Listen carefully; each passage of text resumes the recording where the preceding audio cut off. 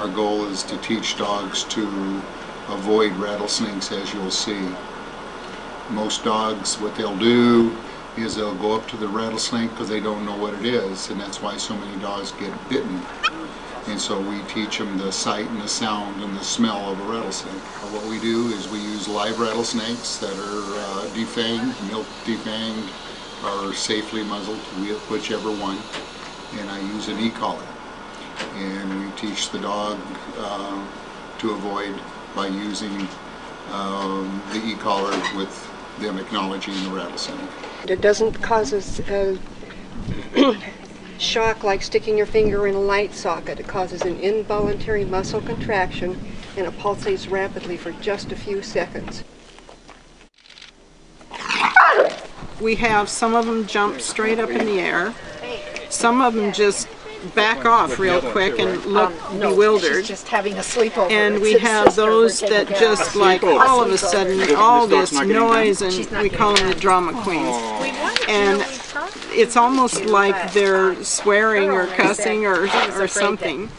And some of them will keep that up through the second snake because they want their owners to come rescue them. But it's important that they know that this is the snake that's causing that, and that is the thing that they need to avoid. It saves them from getting bit. It also lets people know that there's a rattlesnake in the area, because a lot of times the dog will alert the owner. By watching the dog, you know there's a rattlesnake there. Counter the smell, blood with the stimulation. It's often surprising. Be scared. We want you to be scared.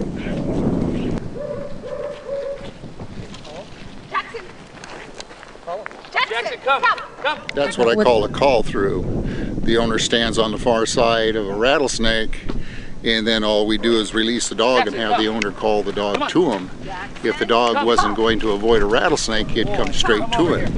But if he avoids, if you notice, the dogs go way around the rattlesnake to come to him. Traumatic, but very reassuring. He responded appropriately in the appropriate scenario, so we're relieved. But did you see how close he came to that first snake? Oh my God, he was just 2 inches. See, that dog can hear that rattle from all the way back here. That dog's already been trained once, and that's why he was avoiding going by the sound of the rattle.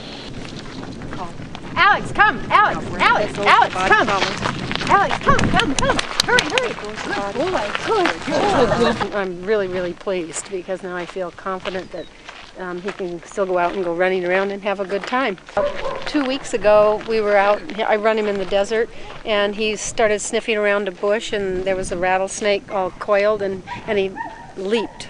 It just leaped in the air and then went over here and then stood.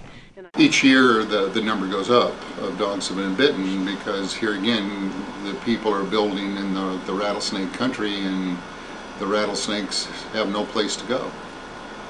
So they're exposing their dogs and pets to rattlesnakes more and more and more. Many of our clients, they look at it as insurance for the dogs. Good.